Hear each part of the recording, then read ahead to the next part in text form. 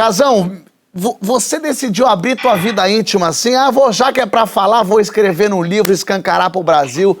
Isso ajudou você a exorcizar um pouco? Fala aí, pessoal, beleza? É o seguinte, esse livro é a continuação do primeiro, Casagrande e Seus Demônios, que aquele livro eu conto toda a história do meu fundo do poço, do meu uso de drogas de anos, da minha internação de 1 ano para me tratar da dependência química. E aquele primeiro livro, Casagrande e Seus Demônios, ele termina no dia que eu tenho alta, que foi em outubro de 2008. E esse livro é a continuação, porque é de outubro de 2008 até 2018, porque assim, as pessoas pensam que um cara é internado numa clínica para dependente químico, fica 1 ano e tem alta, acabou o problema. Não é verdade. A coisa mais difícil é quando você sai e tem que cuidar da sua vida. Então eu passei por muitas dificuldades de 2008 até o ano passado, patinando, encontrando pedras no caminho e tal, que deve ser contada. Deve ser contada porque a sociedade brasileira ela tem pouquíssimo conhecimento do que é dependência química. Muita gente não encara como doença, fala que o cara é vagabundo, o cara é viciado, o cara é um drogado, porque ele quer. Quando você vira dependente, não é porque você quer. Você perdeu suas forças, o controle já era. Quem está te controlando é a droga, o álcool, ou qualquer outro jogo, né? Comida, chocolate. Tudo que é compulsão é que você perde o controle. Tudo que vira compulsivo, você perdeu o controle. E a droga é a mesma coisa. Então as pessoas ainda têm muito pouco conhecimento do que como funciona uma recuperação completa de um dependente químico. Tem aquela parte, quer dizer, no meu tratamento foi internação fechada, tem aquela parte que eu fiz de uma internação fechada, que foi de 1 ano, que foi o tempo que eu consegui. Tem gente que consegue um tempo menor, 6 meses, mas tem gente que fica 2, 3 anos internado. O tempo que eu fiz foi de 1 ano.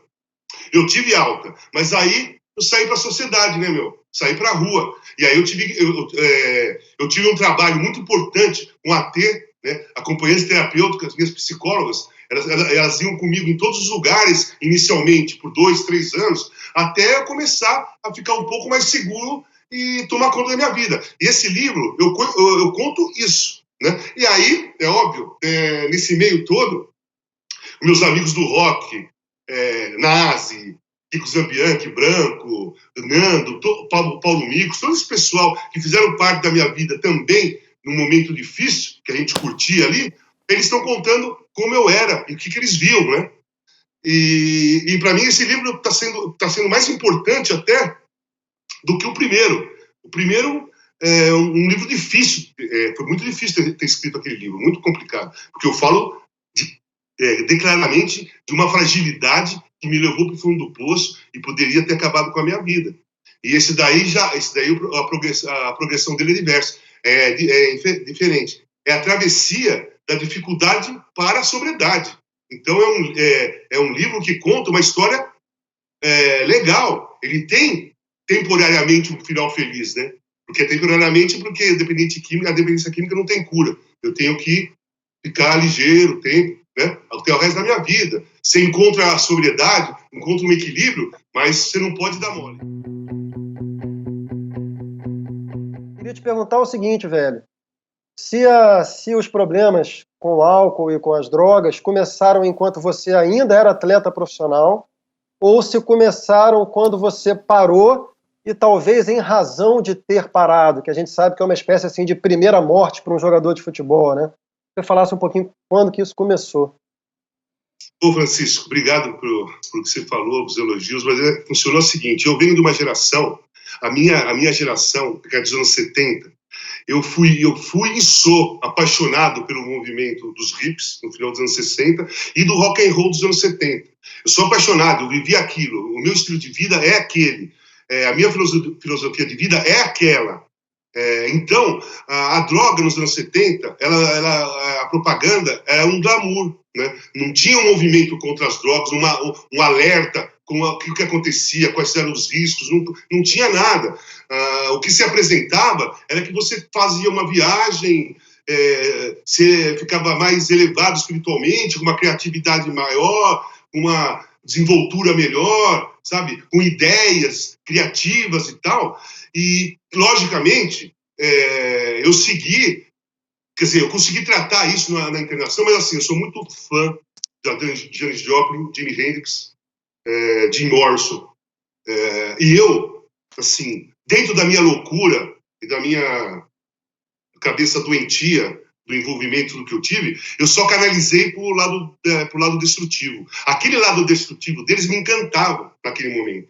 Então, assim, é uma coisa incrível que hoje eu olho, eu lembro lá atrás, eu tenho todos os DVDs de Doors, de Janis Joplin e tal, a música era muito forte para mim, mas eu não via o valor do talento que eles faziam. Só aparecia para mim a destruição. Só aparecia para mim, na minha cabeça, eles usando drogas, aquele movimento hippie. Isso aí eu canalizei para mim.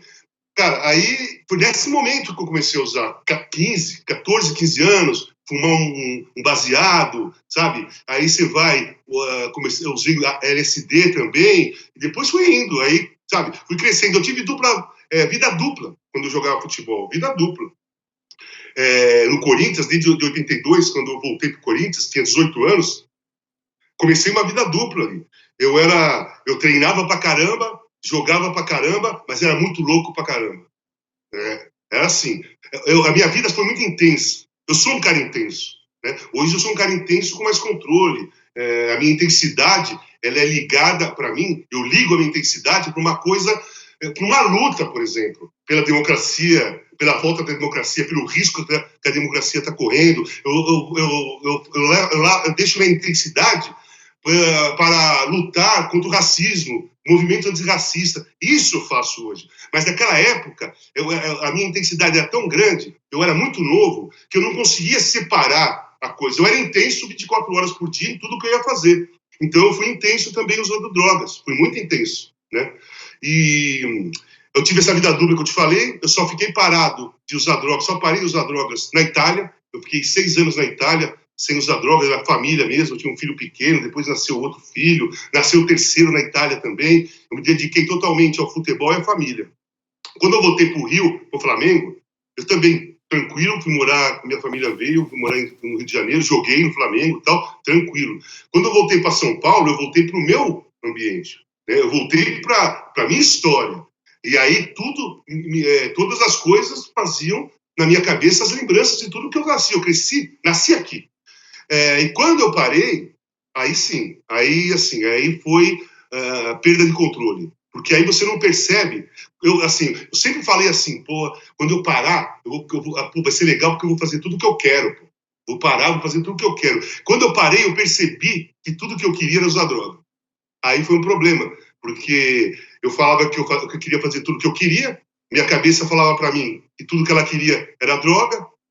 Aí eu fui descendo a ladeira do poço, assim, de 97, 98, até chegar 2006, que aí já começaram os problemas ficarem graves, né? Comecei a ter overdose, tive uma overdose na frente do meu filho, depois eu tive uma internação de 40 dias, todo ferrado, sabe? Depois eu saí da internação, mas não foi bem uma internação, foi 40 dias para tentar voltar ao normal. E eu fui afundando, cara, droga injetável, tequila, pó, tudo ao mesmo tempo, remédio, sabe? Foi uma coisa completamente descoordenada, que todos os psiquiatras que passaram por mim, o meu psiquiatra principal, que é o Dr. Pablo Roy, que é meu psiquiatra até hoje, que é o da clínica também, todos eles falavam para mim, cara, você só não morreu porque você é um ex-atleta.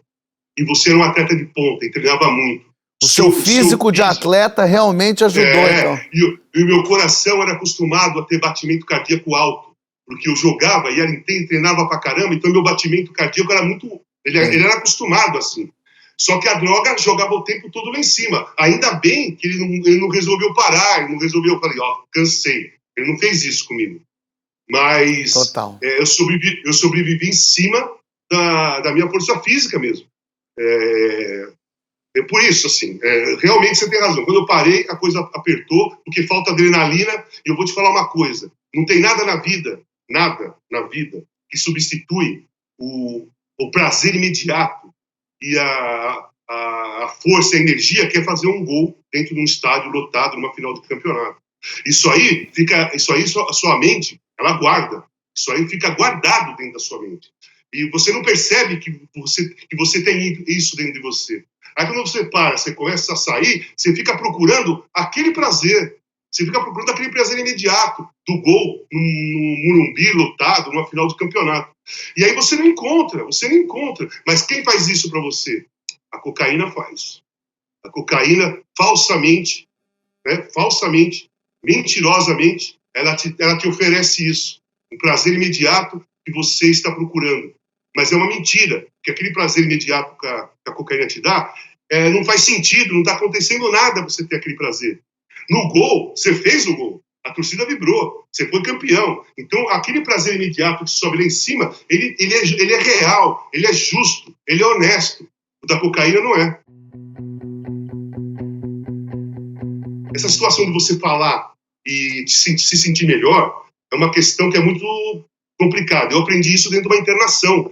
A minha internação, a clínica que eu fiquei internado é uma comunidade terapêutica. E ali eu fiz terapia em grupo, o ano todo, um ano de terapia em grupo, 4, 5 grupos no dia. E a terapia em grupo, o que significava? Você ouvia a história do outro, você ouvia a dificuldade do outro, aí você falava a sua, aí você ouvia aquela, aí você ouvia do outro, e aí você começa a aprender, né? Você começa a aprender que, assim, para você lidar com a sua fragilidade, você tem que colocá-la para fora, você tem que falar, você tem que bater de frente com ela.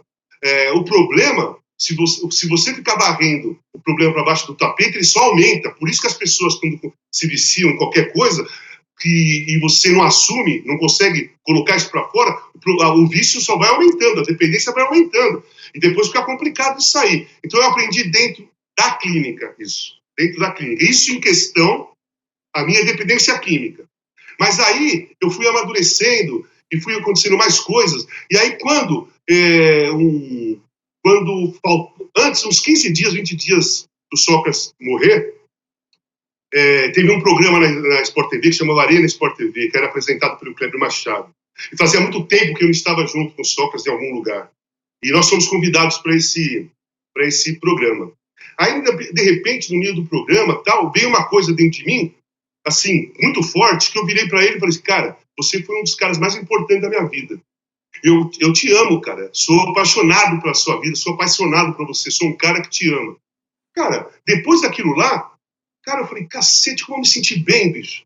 E hoje, depois daquilo, eu não guardo um sentimento nenhum para uma outra pessoa. Se eu sentir vontade de falar que eu amo, que eu tô com saudade, que eu quero sair com você, quanto você foi importante para mim, obrigado, meu pai. Minha mãe, assim, por infelicidade, ela faleceu em 2013 e não deu tempo, ela não me pegou assim. Ela falava para mim assim, ó, Valtinho, eu só vou morrer quando eu te ver bem. Puta que pariu, ela morreu e não me viu 100% bem. Então, eu não tive a oportunidade de olhar para minha mãe e falar assim, pô, mãe, obrigado por tudo que a senhora fez por mim, eu amo a senhora, e, cara, assim, a senhora foi a pessoa mais importante da minha vida, eu não tive essa possibilidade. Mas eu tive a possibilidade de fazer isso com outras pessoas, o Magrão, meu pai, com todas as pessoas que eu tenho vontade de fazer isso e sinto dentro do coração. Porque isso aí não é decidido racionalmente. Não é que eu pense assim, agora eu vou lá e vou falar que eu amo aquela pessoa. Isso não acontece assim. A espontaneidade do sentimento é que faz você fazer isso. Seu coração comanda, né? O seu coração manda. Quando você fala das suas fragilidades, quando você assume que você é impotente perante a droga, por exemplo, quando você assume que vai falar para uma pessoa que você é apaixonado por ela, seja ela homem, mulher, ou que, sabe? O amor ele não vê gênero, cara. O amor não tem raça. O amor não tem raça. O amor não tem gênero, né? O amor não tem classe social, né? O amor, eu acho que é uma das coisas mais democráticas que existe no ser humano. O amor, ele é amor. Você não ama um grupo de pessoas assim. Se você ama de verdade, você ama a todos da mesma maneira, né? E é assim que eu me sinto hoje. Eu tenho um amor dentro de mim para todos.